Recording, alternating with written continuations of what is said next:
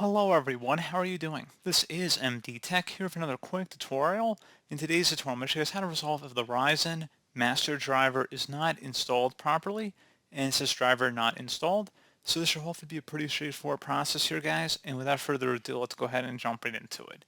So we are going to start off by opening up the search menu. Type in regedit, R-E-G-E-D-I-T. Best match, go back to registry editor. Go ahead and right click on that and select run as administrator. If you receive a user account control prompt, select yes. And I would suggest you create a backup of the registry before proceeding. If anything were to go wrong, you could easily restore it back. So in order to create a backup, all you have to do is select file and then export. File name, I recommend naming it the date in which you're making the backup. Set export range to all and save it to a convenient and easily accessible location on your computer.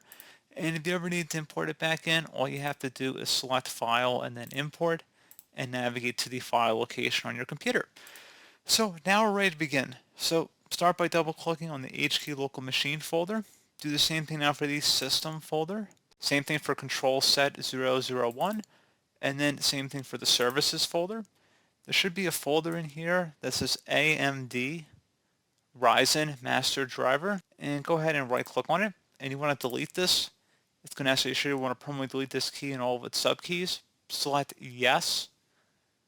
And then once that's done, you want to go ahead and restart the computer. So close out of here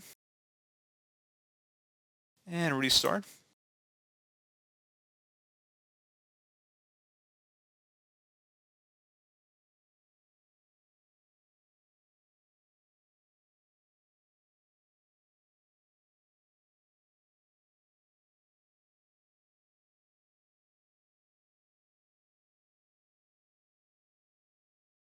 And then hopefully you should be good to go. If you need to go on to Ryzen's website and download the latest drivers and software, you're welcome to do that, but that should hopefully be about it.